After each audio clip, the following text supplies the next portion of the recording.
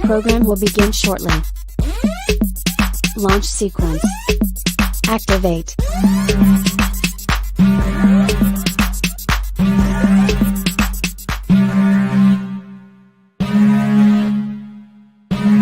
Warning, the following content is not politically correct. Viewer discretion is advised.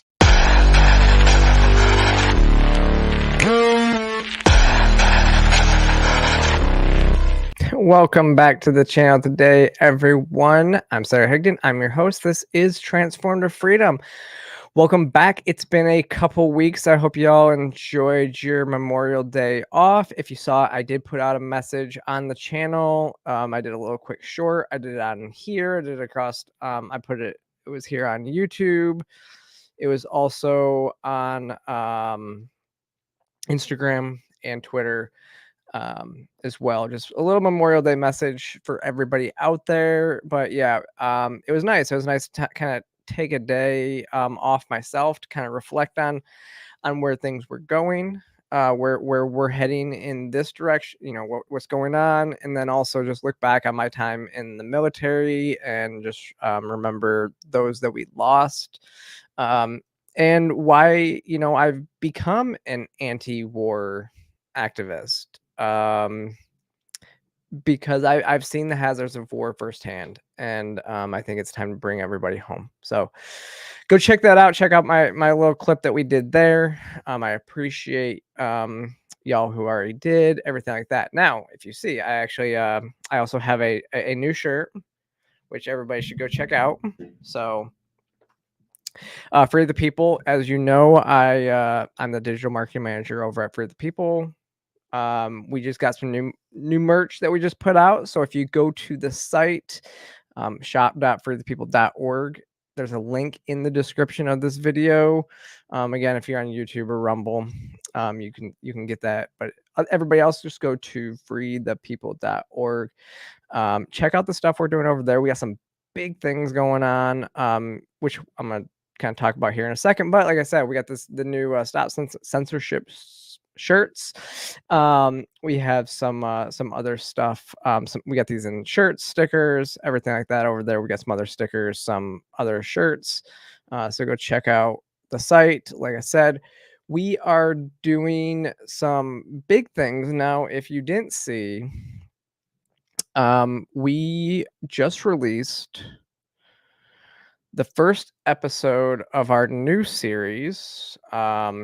So the series is called The Cover Up, and we've partnered with the Blaze Media to bring this series. Super excited about this because without the Blaze, I don't know if we would be able to really share a lot of what we're talking about here, because we are talking about COVID. We all kind of know that the COVID, especially on YouTube and other networks, is a very touchy subject, and you have to be very careful about what you say on places like YouTube, Instagram, Facebook, across the board. So partnering with the Blaze it has been great because they have their own platform, and we know that if you go over there, you can see this really important series. Like I said, we're diving deep into the lies of Tony Fauci, and really trying to get to the bottom of what happened,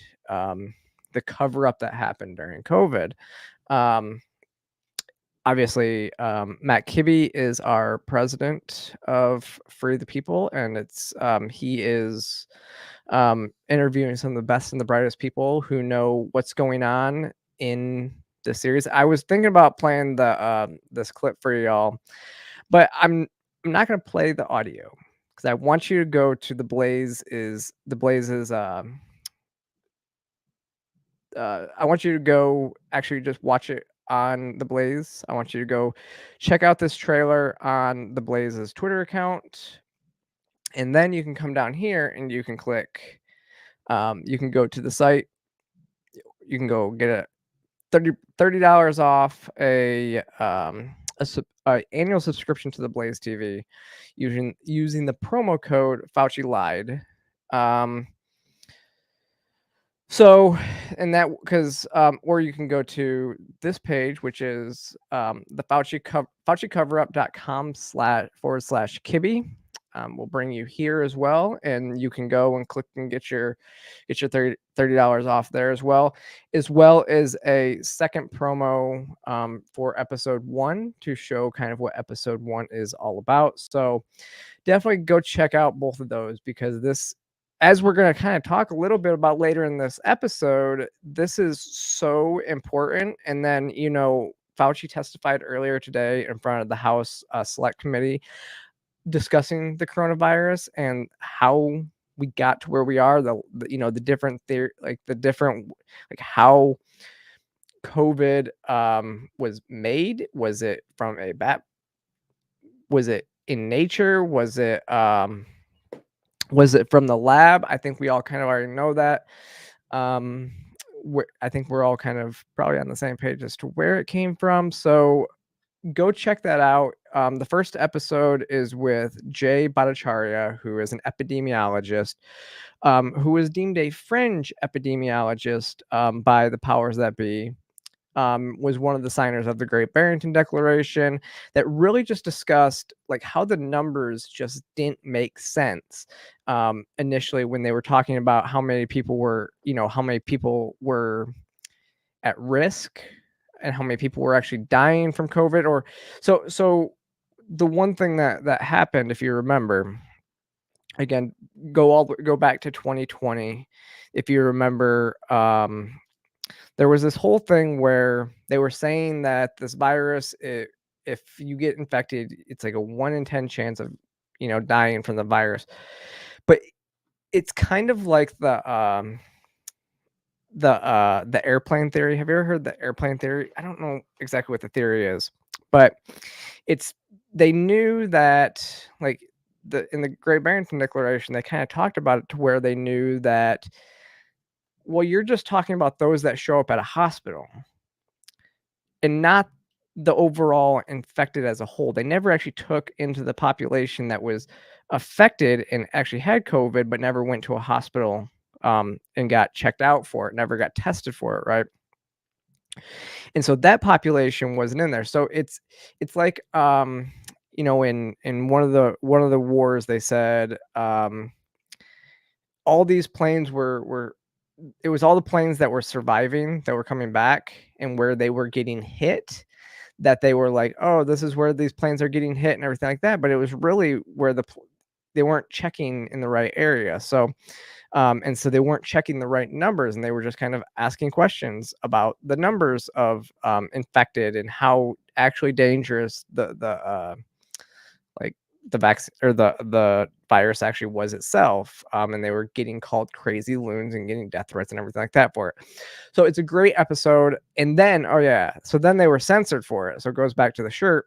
They were censored for it. And this kind of came out in the Twitter files, to where we know that the social media companies were then being asked to censor these people who were not going along with the narrative, who were simply just doing their job and questioning the narrative.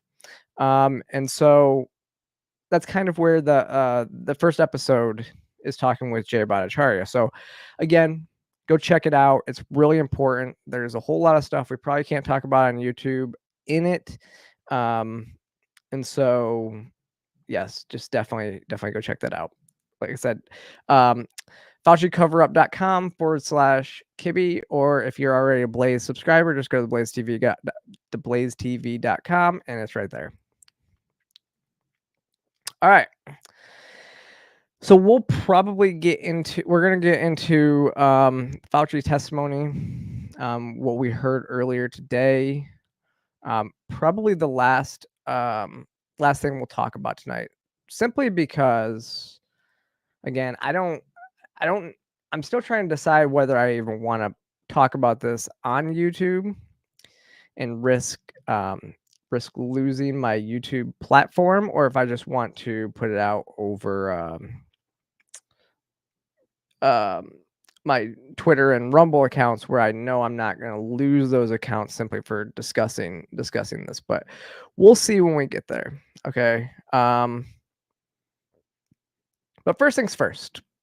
we are, it is what, June 3rd? June 3rd.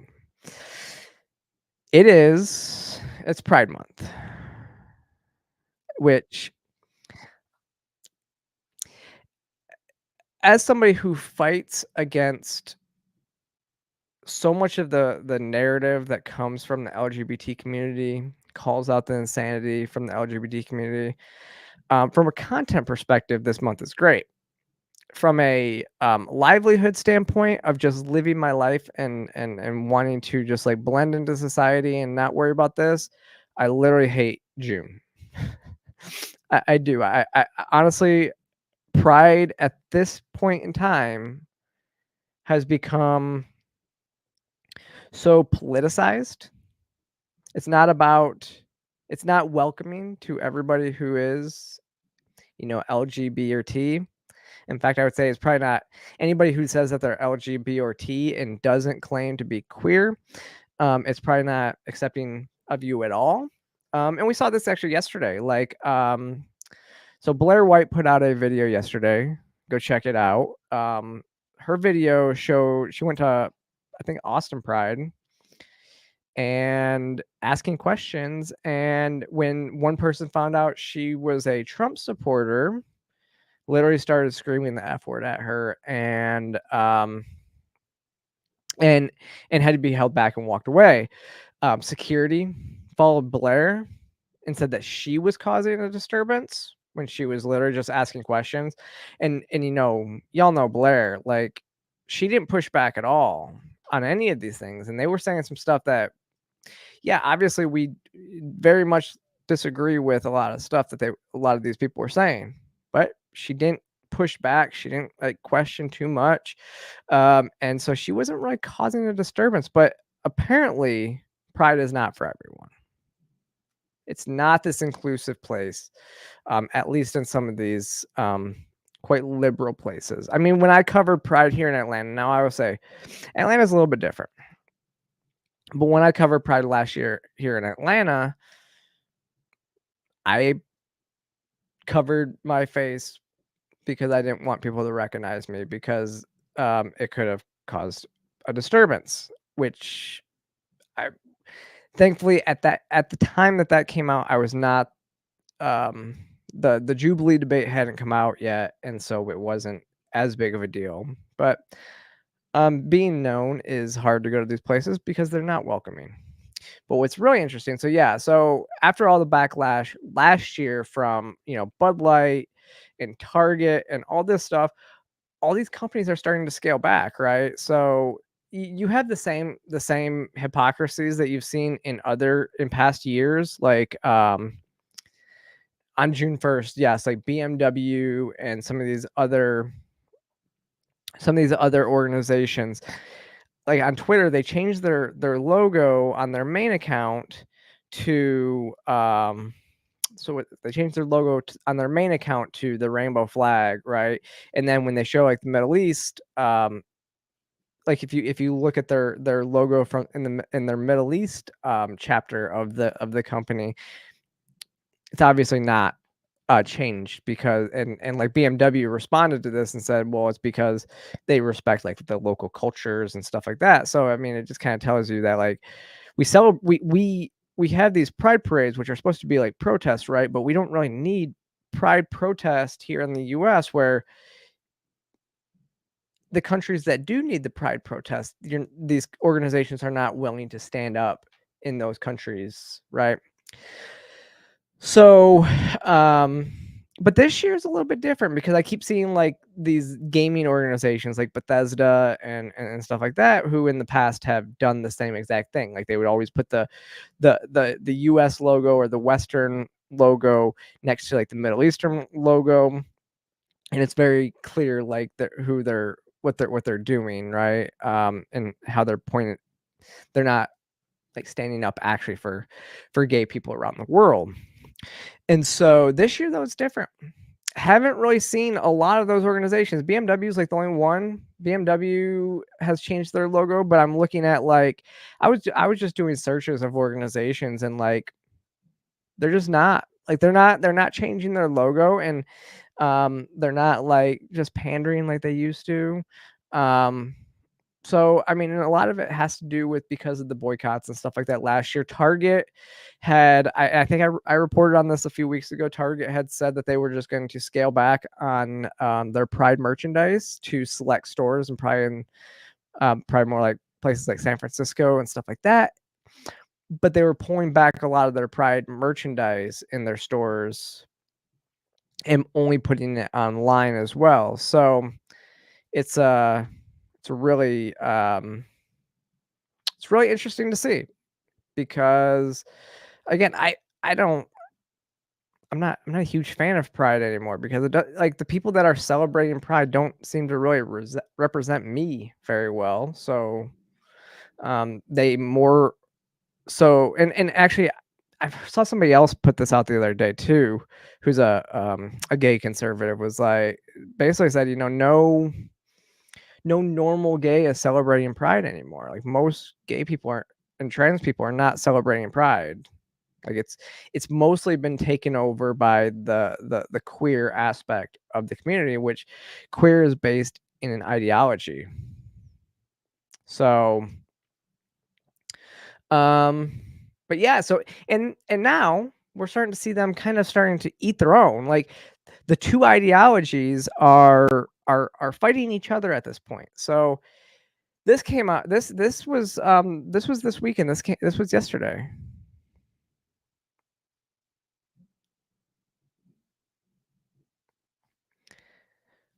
Yeah, so Jen says, yeah, when you see Pride here and all the companies that changed their logo and not having that same change, I don't know. Is it disingenuous of the company? I'd say it's a lack of conviction.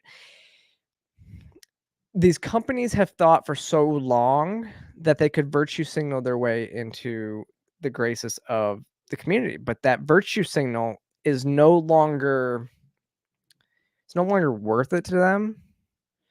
But that's all it's been. It's never been like for any other reason but to virtue signal. I would, I think they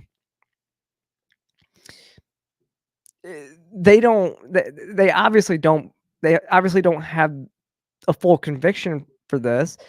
And remember when Donald Trump said that he was for all gay people and he was going to be working on a coalition around the world to help gay people in countries where they're actually suppressed, people were mad at that because they thought he should be doing more here, where it's like, what rights don't we have here? Maybe we should worry about places where they would, stone you to death or throw you off a building for being homosexual or anything like that. Like, we kind of have a privileged way of thinking here in the world. And I should say privileged because we live in such an open and accepting society here in the United States and in the Western world in general that we've gained all of our rights. So if we're really worried about stuff, we should be worried about what's going on in Muslim countries, which is really what kind of brings me to my next point. When you're looking at the Philadelphia Pride Parade yesterday, and I'll just play this clip for you because at the Philadelphia Pride Parade, you have the Free Palestine protesters shut down the Philadelphia Pride protest. They're eating their own. So here's the clip.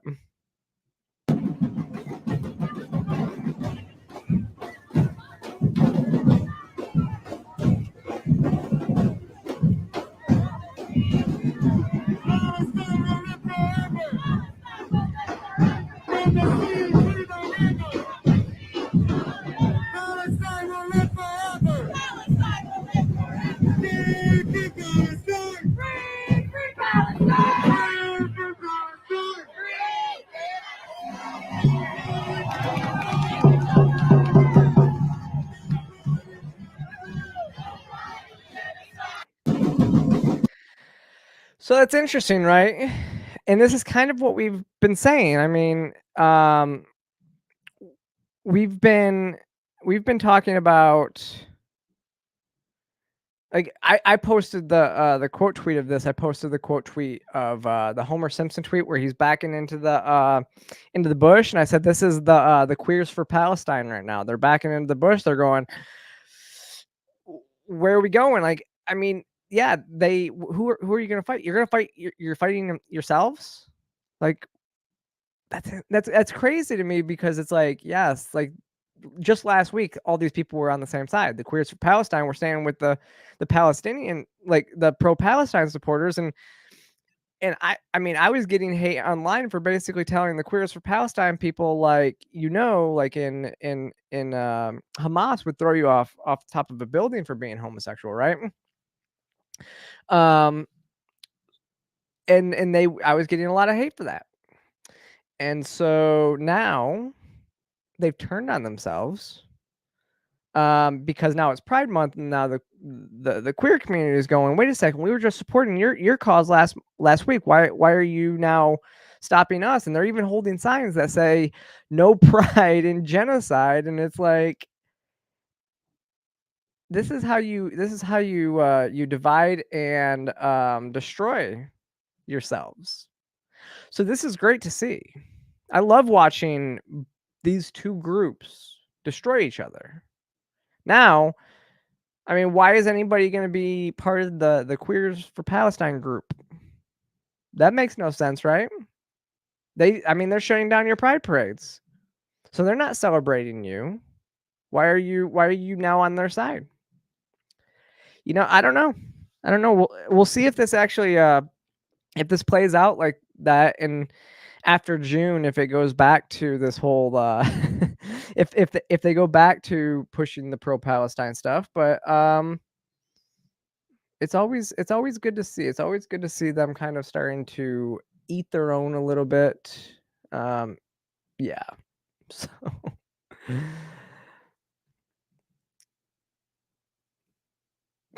John, it's good to see you, John. Yes, you've been gone for a little while. John says that's like two bottoms bumping ankle holes. No.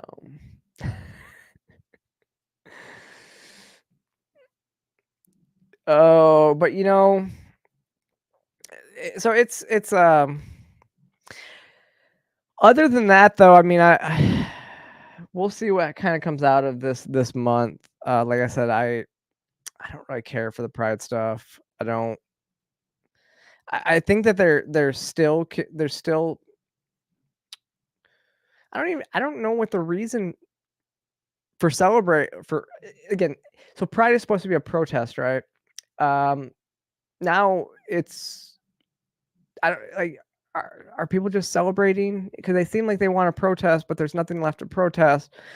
Good thing. I mean, I don't think I saw too much coming out this weekend of too much explicit material from any of these where like kids were being bombarded. But again, it could have happened. I just may have not have seen it. Trying to touch grass a little bit more lately. So yeah. But we'll move on from that. I'm sure I will have more videos coming out on different stuff. I think I talked about it. Did I talk about it last week or 2 weeks ago?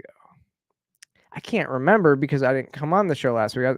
I've been talking about it with some people that it could be more beneficial for me to do more reaction videos to different TikToks and stuff like that, like I did a couple weeks ago.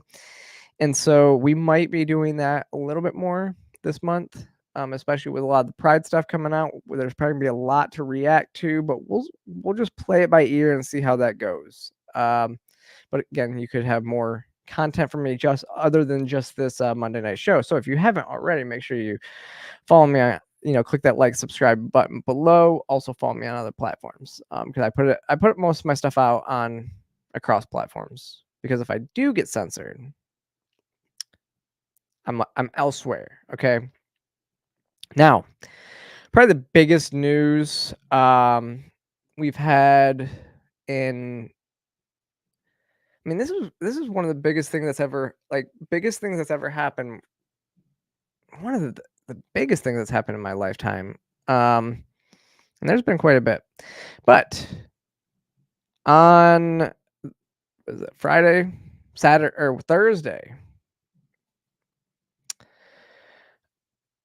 Donald Trump was found guilty on all charges in his business records case. Now, again, we've talked about this on the show. No, it's not a mullet. I actually have hair up top, okay?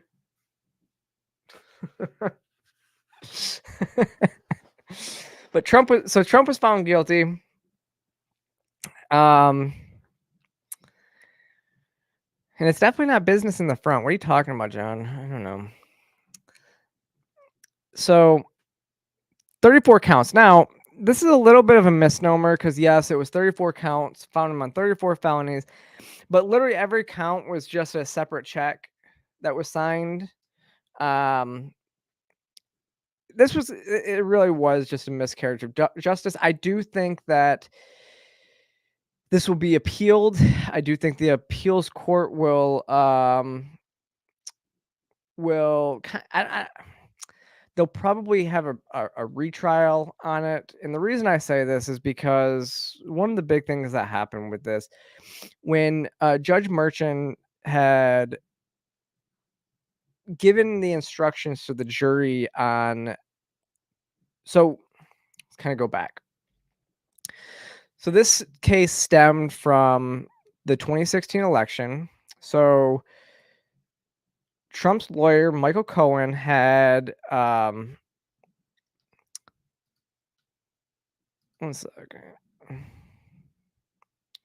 So Trump's lawyer, Michael Cohen, Trump's lawyer at the time, Michael Cohen, had paid hush money, like 300 something thousand in hush money to porn star Stormy Daniels in the lead up to the 2016 election, to stay quiet in regards to a possible affair, an alleged affair that she had with Trump in like 2004, something like that.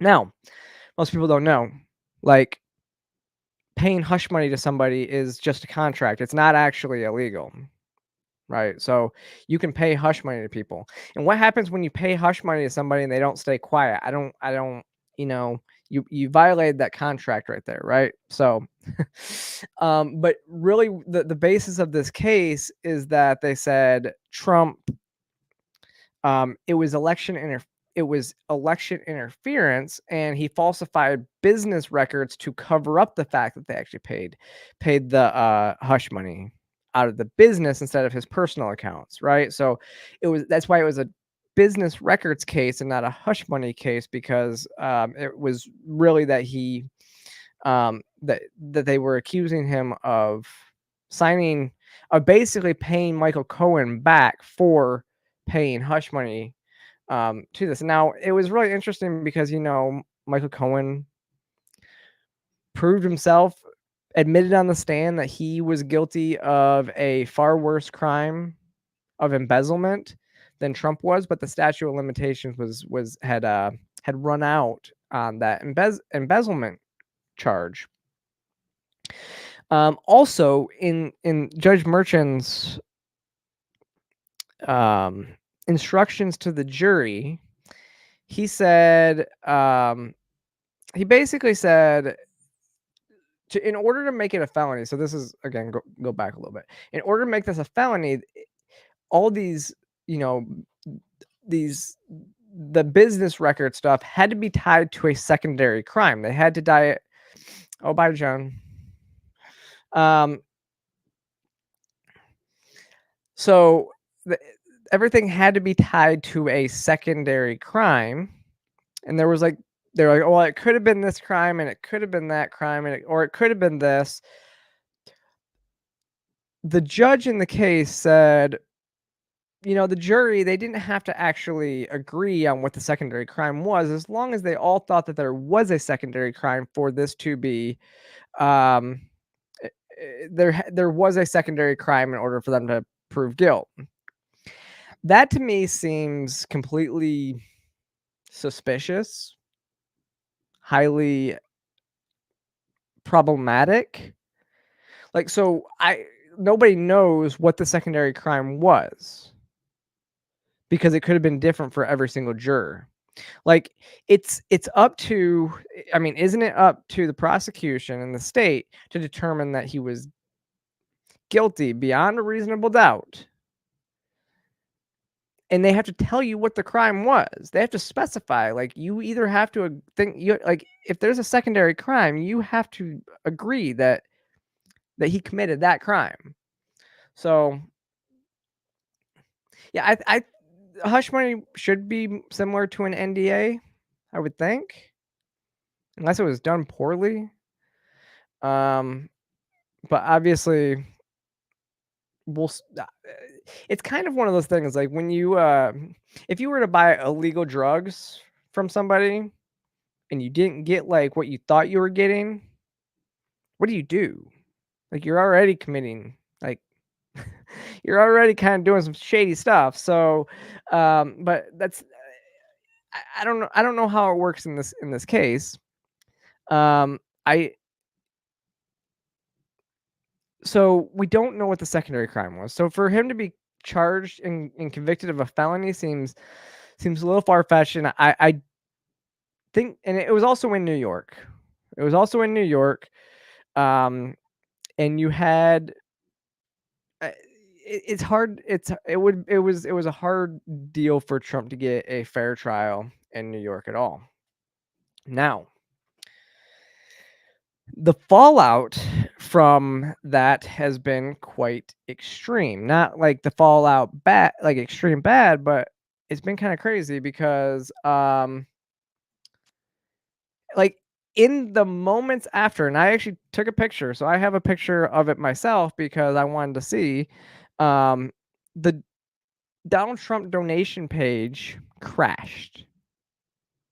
It literally was down. Like, and so you can see this is exactly the screenshot that I have that says under maintenance engineers are working to do working to fix this. Be back shortly. And I think it was something like I think the last I had heard is that Trump has raised $200 million since this. So what does that mean? I don't know. I'm still waiting to see what the latest poll numbers show. Because look, obviously somebody like me who's perpetually online, we're seeing this go in Trump's favor. We're seeing this help Trump.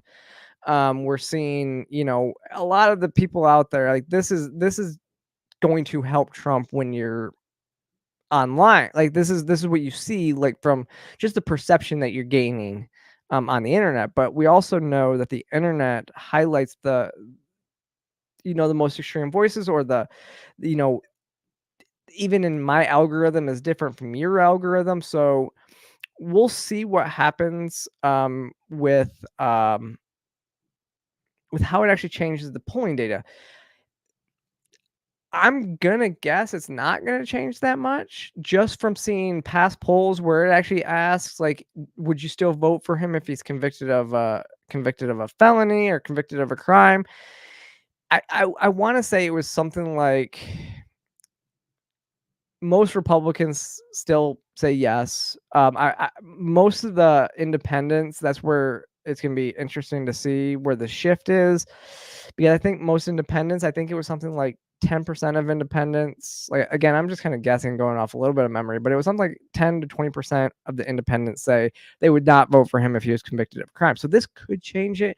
He was up like 8 points, I think, in the last polls that we were starting to see. So, but they could all change. It could all change after they've seen kind of the fallout and what has, where this has gone since then.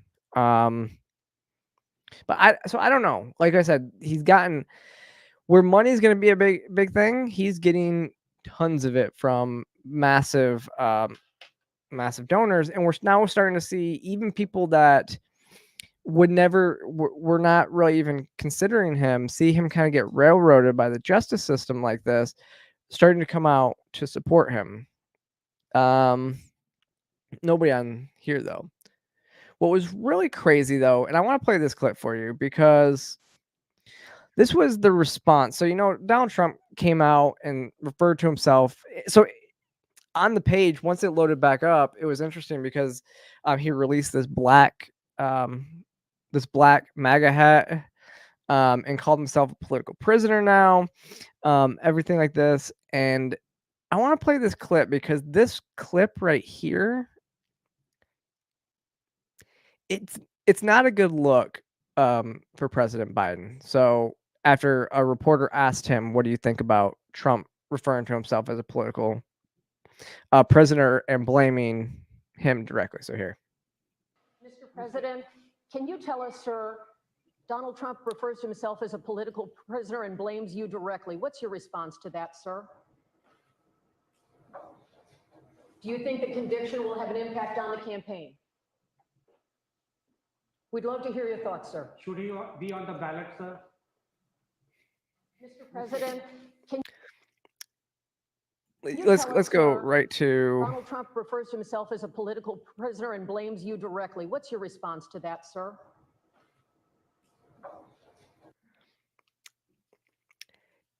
That looks like an evil villain. Okay, so I said this the other day.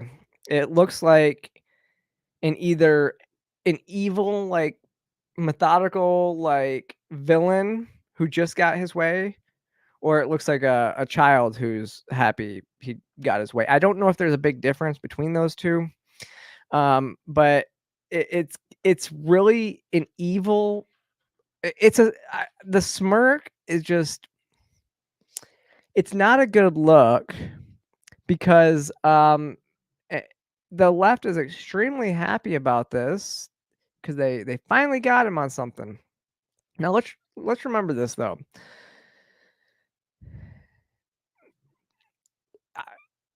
Our up until now, former presidents have kind of been, untouchable. Not even just former presidents, but like we know, like Hillary Clinton. I mean, Trump campaigned on lock her up, and then when he got into the office was like, yeah, I could do that, but we don't do that here. We don't jail our political opponents, and now that's what they're trying to do to him. Yeah, you're right, Mishka, who says someone who doesn't even know where he is. That's a good point. I don't think he does know. I think I don't think he may not have even known what he was asked, or even what they're talking about. He's just like, where am I at? That could be too. It's just, yeah. I don't think it's a good look for the president of the United States to smirk like that when asked about his political opponent, basically being tried and convicted. And for the first time ever in our history, a politician's been charged with a crime. Now, here's the thing, and this will roll kind of into what we're talking about now. Like, no politician in our history has been charged like this, even though many of them committed a lot of crimes. Now, if you watch the Chris Cuomo Dave Smith debate this weekend, which if you haven't, I implore you to go do, because it's a long debate, but it's very good. It's on the Patrick Bet-David show, but it's a really good debate. Like the whole thing through and through was good. When they were talking about the Trump stuff, when they were talking about Trump stuff, they Dave Smith makes a good point. Most politicians don't get held accountable. Why?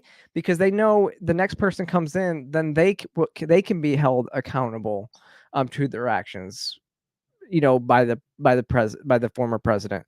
So George W. Bush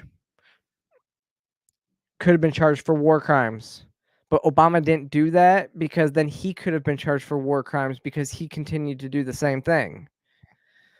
Trump didn't charge Obama with war crimes because he kept bombing very similar stuff. You know, he didn't end the wars. I think it was great that he didn't start any new wars, which is why I think Trump is a better candidate than even Joe Biden, because they didn't start any new wars. He and Joe Biden ended the Afghan war based on actually extended Trump's timeline, and it was a disaster the way he did it. So, but so that's what I'm saying though, is so Dave's point was this has never really happened in our country, because then every president, you know, going back for a very long time, most presidents have a lot to answer for and have committed egregious crimes that they should be held accountable for, especially wartime presidents, but they're not held accountable for that. And it's by design. They're not so that they're not held accountable when they leave office, right? But and so that's kind of where that goes, is like, but now that they've kind of opened the floodgates with Trump, are we going to see this more? Like, if Trump gets into office, because he can still run as a convicted felon, which is interesting, because there's a lot of people that don't understand how civics work. Not in the Constitution, not even in the Constitution. Like, they do take away convicted felons' rights to vote and don't restore them, but they also but a felon can become president, which is kind of interesting in and of itself. Now, if you restored all the votes of all the convicted felons, who do you think they're voting for? Interesting question, right? Now, kind of moving on, and this is kind of the hybrid into the next. This is the transition to the next segment. This is a clip from the debate. Now we're going to move into the COVID section of this, but this is from that same debate. And I will say that this is, if you wonder why people don't like the media, this is why. And now Chris Cuomo was not going to apologize for anything that he said at the time or anything like that. But it's even worse than this, and I think this is great. And I'll discuss afterwards.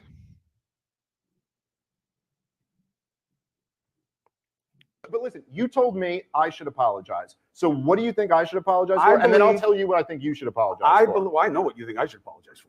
Obviously, there was so much talk that they don't want you to take ivermectin. Ivermectin is the way to go. Take it. Joe Rogan got better from ivermectin. And by the way, I don't like what people did to Joe Rogan about ivermectin. I don't like it. You did it. No.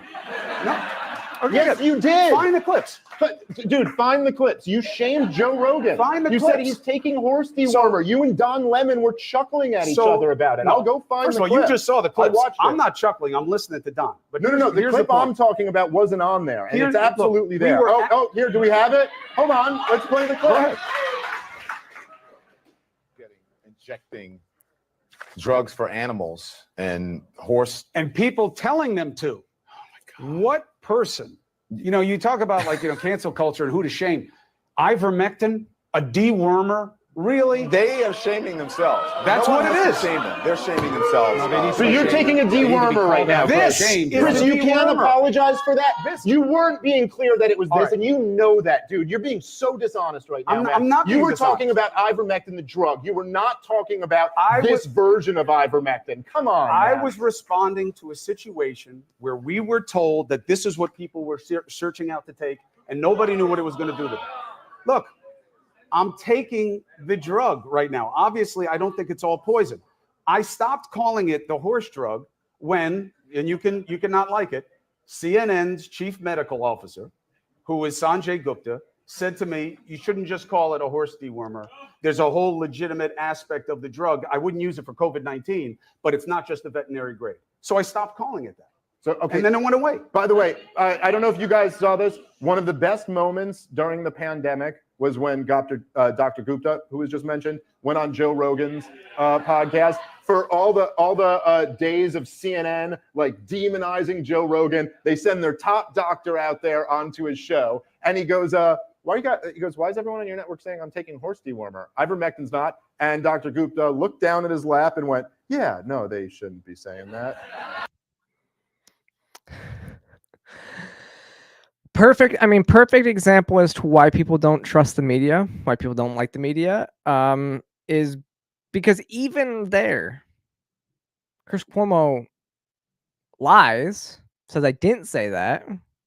Then when presented with the facts that it was exactly what he said, he tries to shake and jive and be like, no, it wasn't that version. It was a different version. It was that.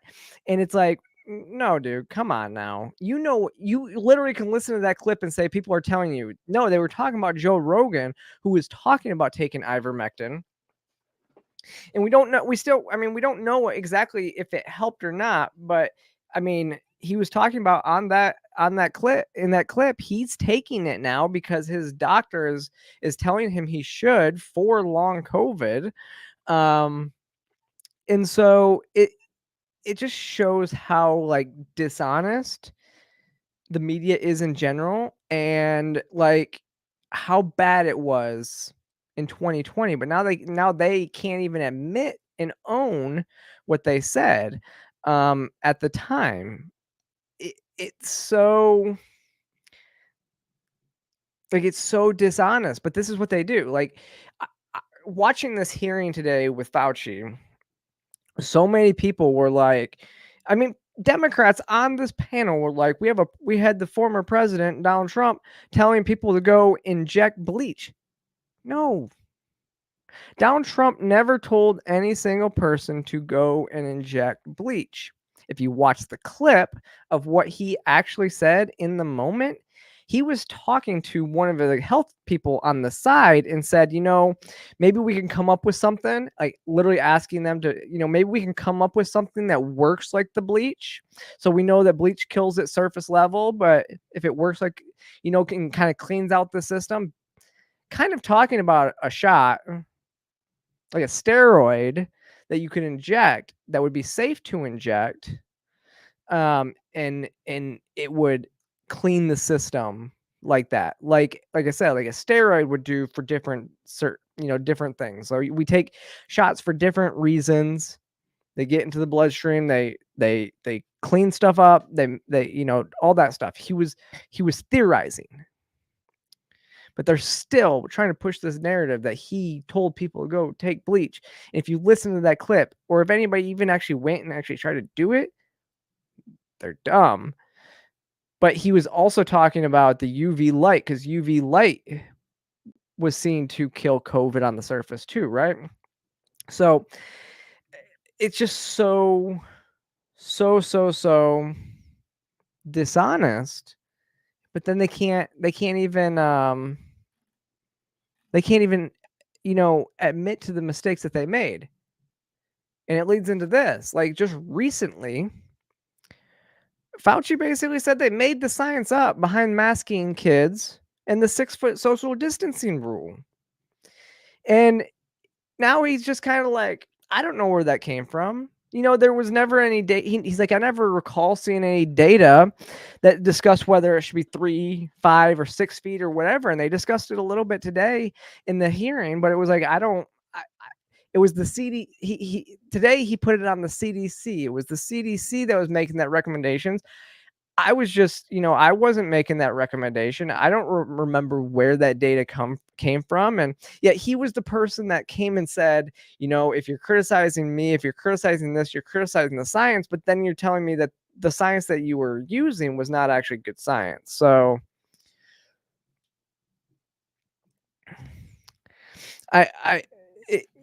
it's just so, yeah. The 6-foot rule. I mean, think about this. People were getting into arguments at grocery stores. They were taking this 6-foot social distancing rule like it was gospel. Like they were like getting in fights because people came into their space. They came within their 6-foot bubble and they thought that they were in danger. Same with the masks. Now on YouTube, I can't discuss, I don't think I can even discuss what's going on with the mask guidelines at the time, but there's been revelations that have come out about these masks that most people who were skeptical of this knew at the time,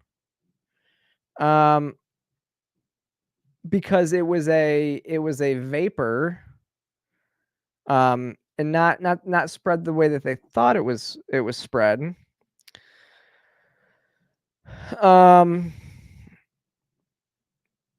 But this again, this came out this weekend, and this is from the unredacted, or there was the unredacted report from when he testified before in the transcript.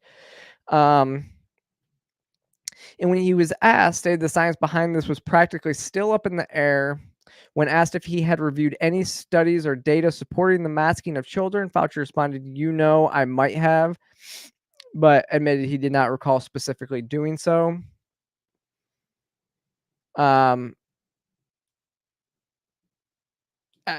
asked, like there have been significant on kind of learning loss, speech development issues that have been associated with, in particular with young kids and wearing masks. While they grow up, they can't see their teachers talk and can't learn how to form words. Have you followed any of those studies? He says no, but I believe that there are a lot of conflicting studies too, that there are those that say yes, there are those that there's an impact, and there's those that say there's not. I still think that's up in the air. So what he's basically saying is we recommended this stuff. We recommended children be masked. We recommended people and all this to be masked. But then he didn't take the time to read the impact studies. Read the studies of how those policies affected development in children. There's a lot of this. I mean, this was like the whole, like, we know that there's been studies that have now come out to discuss how keeping kids out of school affected mental health. In a lot of ways, how everything kind of affected mental health and stuff like that. There's a lot that happened that were the result of lockdowns and keeping kids out of school and masking. And if your top scientists are not going back and they're not looking at, the data, they're not looking at they're not looking at what's actually up in, like, they're not looking at the residual effects, the second and third order effects after the decisions that they made, then they're not actually looking at the scientific method. They don't care about the scientific method, because what the question that should be asked to them is, was this worth it, when now what happened in the second and third order effects, such as developmental delays in some children in speech and stuff like that. But we're going to kind of move on. And again, I don't know. I'm going to try to thread this needle here and discuss these issues now, because we're talking about something that, if you had talked about these things in 2020, like what I'm saying now would have gotten me kicked off of YouTube in 2020 probably. But so I just really want to show what Fauci said in the hearing today. I may not give too much of my opinion on this, just because we're going to try to thread this a little bit. But look, let's play this clip when they were asking about the efficiency of the vaccine and the mandates that were given, or that they were pushing for at the time. Not stop transmission of the virus. Did the COVID vaccine stop transmission of the virus? That is a complicated issue, because in the beginning, the first iteration of the vaccines did have an effect, not 100%, not a high effect. They did prevent infection and subsequently, obviously, transmission. However, it's important to point out something that we did not know early on that became evident as the months went by, is that the durability of protection against infection and hence transmission was relatively limited, whereas the duration of protection against severe disease, hospitalization, and deaths was more prolonged. We did not know that in the beginning. In the beginning, it was felt that, in fact, it did prevent infection and thus transmission, but that was proven as time went by to not be a durable effect. Yeah, definitely had positive effect for many people, especially those that were vulnerable. But we knew from the trials that people that got vaccinated still were subject to getting COVID. So was the COVID vaccine 100% effective? I don't believe any vaccine is 100% effective.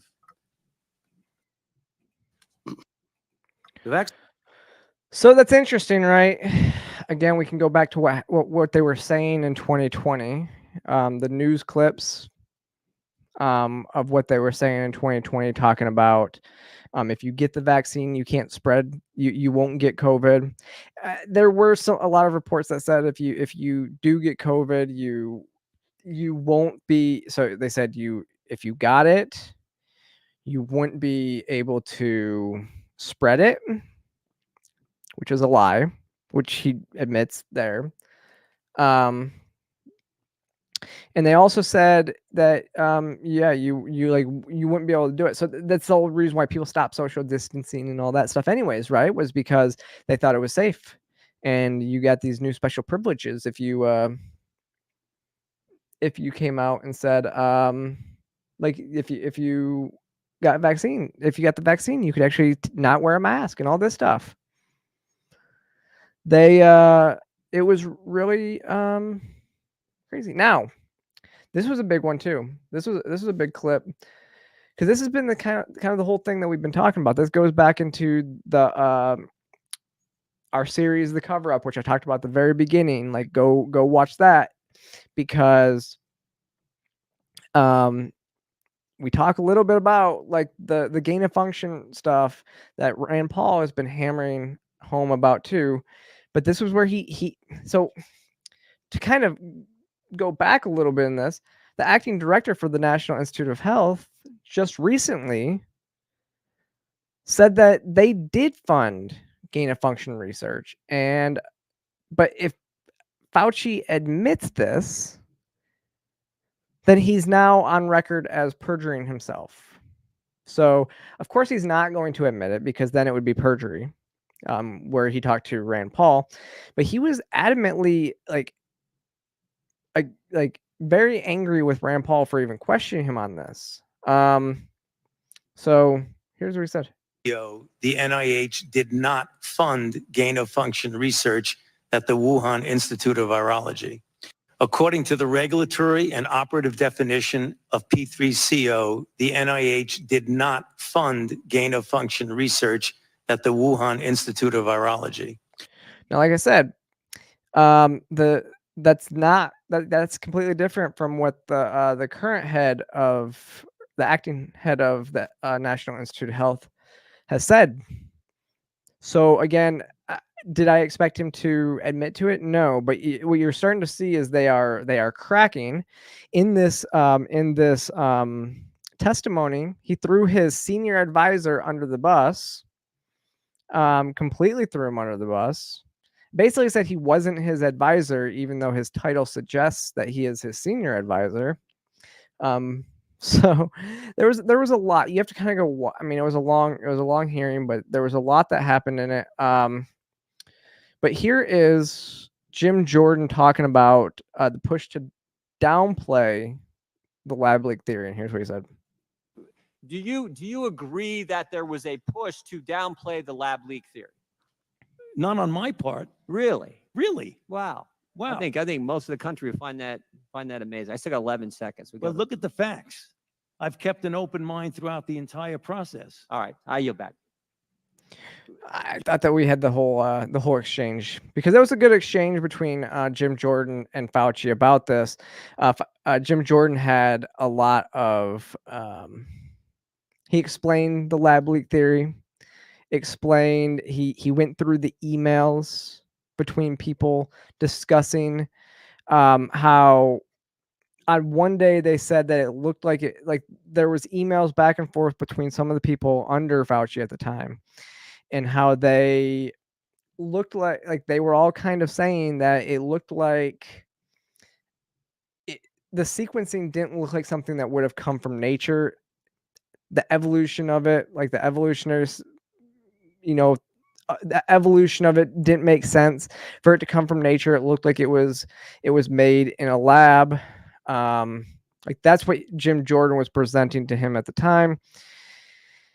And still Fauci said then it was like 2 days later, there was this consensus in 2 days that it couldn't have been a lab leak. Right. And now Fauci is saying that he's still open-minded. He's kept an open mind on whether it was a lab leak or whether it started in nature this entire time. It's a little bit crazy. Now, there was a testy period with Marjorie Taylor Greene. Point out that I'm one probably second. the only member of Congress that Okay. So with Marjorie Taylor Greene, where I agree with what she was saying, she was discussing a lot of these issues. And she said that Fauci belongs in jail, which I think that what they did at that time was criminal. So, lastly, there is a point in Congressman McCormick's speech here. He plays a clip from Fauci, and I think this is very important for a lot of people to understand. And it came straight from Fauci's mouth in an audio recording. And I just want to say, I am so happy. The one time I am very proud that Rich McCormick is my congressman. So he represents me and he's doing it well. Like this was a good one. So here's the clip. I want to point out that I'm probably the only member of Congress that actually treated patients during the pandemic from the very beginning to the very end of the pandemic, during night shifts in the ER. Thousands of patients during that time. I was censored. My medical license was threatened because I disagreed with bureaucrats. Literally taken off the internet as a person who is treating patients with leading edge technologies, developing theories, but doing my very best, but being censored by the United States government for the first time, stepping in and taking the place of medical professionals as the experts in healthcare. You were going to have schools, universities, and colleges are going to say, you want to come to this college, buddy? You're going to get vaccinated. Lady, you're going to get vaccinated. Yeah. Big corporations like Amazon and Facebook and all of those others are going to say, you want to work for us, you get vaccinated. And it's been proven that when you make it difficult for people in their lives, they lose their ideological bullshit and they get vaccinated. Are all objections to COVID vaccinations ideological bullshit? Dr. Fauci, you've become Dr. Fear. Boom. That was a great exchange. And I will say that, I mean, that's how these mandates came about, right? And where Dr. McCormick is talking about there being censored, again, came out during the Twitter files. If you had